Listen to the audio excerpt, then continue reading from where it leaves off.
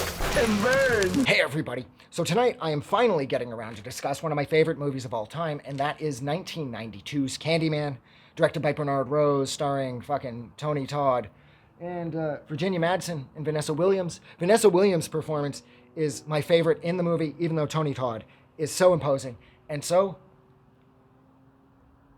my god, he's so deceptively attractive. Like, he's so suave and so smooth, but his voice sounds like, velvet, but he's not a good person.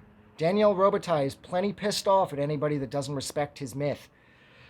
But anyways, yeah, Vanessa Williams was absolutely amazing in this because of what her character goes through and how wickedly she portrays each stage of her character's change as the result of what Candyman does to her when he's attempting to, show Helen, played by Virginia Madsen, that you should really respect me, So basically what the story is Helen, Virginia Madsen, and her best friend, Bernadette, they're both grad students. They might get published. They're writing a thesis about like urban myths, urban legends, and they come across the Candyman myth. And Candyman, of course, is from Cabrini Green, which is close to where they are. Cabrini Green's a very, very real place. It was a housing project, I believe, in Chicago, if memory serves. And I think it even got shut down. They leveled Cabrini Green as a result of this movie being filmed there, and this movie bringing to light just how rough that neighborhood was. And I remember they said at the end of the filming, at the end of production, somebody fired a couple shots through the top of one of the production vans. And they were like, all right, we know we're not welcome here anymore, so fuck this, we're getting lost. And every gang member that you see in the movie, when Bernadette and Helen are going deep into Cabrini to find the apartment where the lady who, the rumor is that the older woman that lived there was killed by Candyman, so they're going in there to investigate it. All of the, like I said, the gang members are apparently real gang members that the production team let be in the film, adding authenticity to it, and I believe they paid them too. So that makes it really cool too, because Cabrini Green is absolutely terrifying, and it's like the production design, like you could have, your production budget could be like $1 trillion, and you would not be able to make a place that looks this gritty and this grimy and this authentic. It's like you could have all the money in the world and you just can't touch what's real. So the fact that they had the balls to shoot at Cabrini Green just sort of ups the credibility for this film. And then you toss in the fact that they got Philip Glass, the composer, the classical composer, who's really known, who's best known for Glassworks and Einstein on the Beach, as well as his score for Koyaanisqatsi. God, I love Koyaanisqatsi with my whole heart. And Philip Glass has been scoring films like forever, and he's been writing some of the most significant contemporary classical since he's been going, since back in the 70s and the 80s.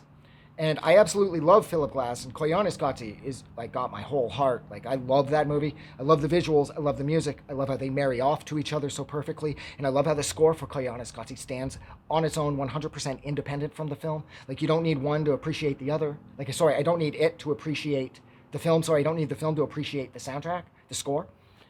But yeah, so Philip Glass did this, and it adds such a... it raises this film, and it creates a sense of elegance, and it's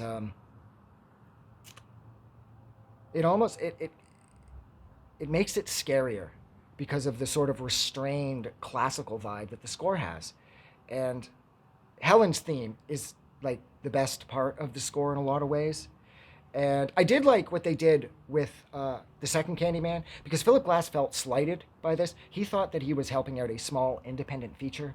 He wasn't he had no idea that he unfortunately had this framed as a cheap slasher, which I couldn't disagree with more. The cinematography in this movie alone elevates this movie from beyond just a cheap slasher. Then you toss in the performances of Tony Todd and Vanessa Williams and Virginia Madsen, and this is anything but a cheap slasher. So adding a Philip Glass score to this just, as this film resonates it's going to resonate with such a larger audience. This isn't just a cheap slasher because of those three elements working together so perfectly to create something more. This movie is just so all-encompassing. Like, it's just captivating. It's beautiful. It's terrifying. It's violent. It's gory. It's memorable. The bees are real. And I know Tony Todd even had it worked into his contract that he got X number of dollars for every bee sting that he got. And he got stung a lot, apparently. They're coming out of his mouth and shit, biting the inside of his mouth, and everything about this movie just screams authentic. And that's what I love the most about this, is it just feels so real, despite the fact that it's essentially rooted in the Bloody Mary myth. And then the other thing that's kind of sad about this movie is it's low-key, well, the use of it happening in Cabrini Green was as the result of, what was her name? Ruthie Mae McCoy. She was an older woman that lived in the Grace Abbott homes in what was it? The Chicago Housing Authority project, the ABLA. And she lived in the Grace Abbott homes, which is the worst part of this particular housing project. And she was kind of crazy. She was always like barking at the moon, yelling at kids for no reason, talking to herself, blah, blah, blah.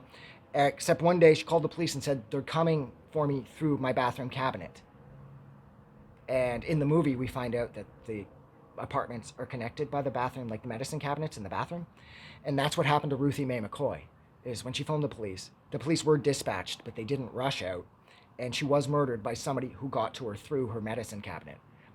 They knocked out the medicine cabinet in the apartment that they were in behind hers, and they pushed hers through and came through them, and she was butchered. So I know that this is, again, somewhat rooted a little more authentically in reality because of the Ruthie Mae McCoy connection. And I love how little respect Helen had for all of it. And then coupled that with the fact that Helen looked just like the girl that Candyman fell in love with that would cause him to be murdered, because the story of Daniel Robitaille, according to this, was that he was the son of a wealthy slave who came up with a patent, if memory serves, for shoes or something during the Civil War that made Candyman's parents very wealthy, which allowed Candyman to attend the best schools, and he had a prodigious talent for painting. And then he was tasked with painting some wealthy white dude's daughter, and they fell in love. The white dude found out, and he sent a bunch of thugs after him, and they cut off his hand, replaced it with a hook, smeared him in honey, and let the bees eat him. And that's how the myth gets going. Now, in the original short story, The Forbidden by Clive Barker, Candyman is a tall, blondish, long, blondish, red-haired white dude. So another thing I love about this is it proves that you can race swap, and it doesn't really matter. Because as long as the performances are strong, who cares what you do with the character race-wise? It's not like this modern virtue signaling bullshit where they just switch a white character out for a black character and then they think that's enough. You know, like they don't write a compelling and hard-hitting story behind it. They're just so busy being pleased with themselves, like everybody at Disney. They're so pleased with themselves that they turn, Ariel black, that they forgot to write a serious and captivating story for the audience to attach themselves to. They were so busy just feeling socially superior for making Ariel black that they felt like they didn't have to do anything else. And then they fucked that story up and gave her European wealth. And oh God damn it. The black family was European rich. And oh, Disney, what are you doing? But anyways, yes. So Candyman was white. Now he's black. And it just goes to show you that none of that really matters. And Vanessa Williams, her performance in this was absolutely amazing. Because her son Anthony, he ends up getting kidnapped by Candyman. It gets blamed on Helen. And as the result of this, she goes to shit. Vanessa Williams' character is Anne-Marie, and at the start she has presence and purpose, and she's a mom, and she's invested, and she looks young and with it, and she's working, and she's trying to do the best to keep her kid away from the gangs. Of course, her kid's just a baby at this point, so it's not much of a threat, but nevertheless, she's doing her best. And then once the baby goes missing, and she of course fears the worst, Jesus Christ, does she go to hell. And Vanessa Williams' performance is so incredible. When she's attacking Helen, she's really attacking Helen, and it's just absolutely killer. And that kid Jake, oh God, I love Jake. Jake was so cute, talking about the kid who gets his dick cut off by Candyman. And he's like, you ain't got that. You got no reason to live, Yeah, so I think actually that's where I'm going to leave it. Yeah, this movie's amazing. If you haven't seen the original Candyman from 1992, check that one out. Don't bother with that Nia DaCosta train wreck where she changed the source material so badly. The movie's just like a drunken waste of time. This one is amazing. The score is perfect. The cinematography is perfect. The direction is amazing. The acting is incredible. And this is the movie that made Tony Todd a god. So yeah, so like always, if you like this review or you like this movie, don't forget to go and do something nice for somebody. But most importantly, like always, never forget that the world is a way better place because you are in it. I'm getting out of here. Have a good night.